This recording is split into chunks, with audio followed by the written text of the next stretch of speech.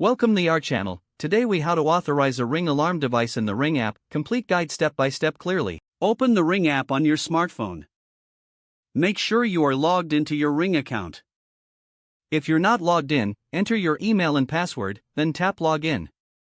On the home screen, tap on the device's icon at the top left corner. Select Set up a device from the options presented. Choose Security from the list of device types. Next, select Ring Alarm. Follow the on-screen prompts to begin the setup process. When prompted, scan the QR code located on the Ring Alarm base station.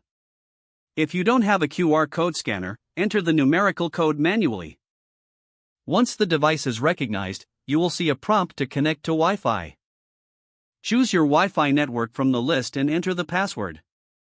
Wait for the app to confirm that the device is connected to Wi-Fi. Now, you will need to authorize the device to your account. Tap on Authorize Device when prompted. Follow any additional on-screen instructions to complete the authorization. Once the authorization is successful, you will receive a confirmation message. You can now customize your alarm settings through the app. Finally, ensure that your Ring alarm device is working correctly by testing it through the app. Your Ring alarm device is now fully authorized and ready to use. If the page does not load, refresh the browser or try again in a private or incognito window.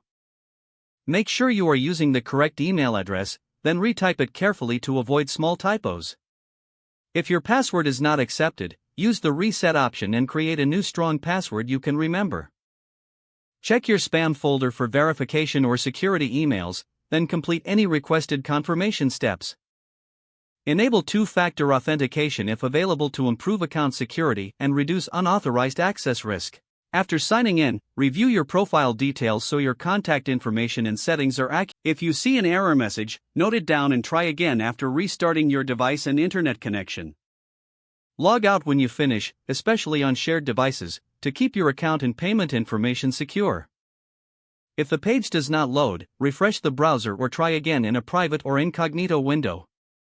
Make sure you are using the correct email address, then retype it carefully to avoid small typos. Don't forget to like this video and subscribe to our channel for more step-by-step tech guides.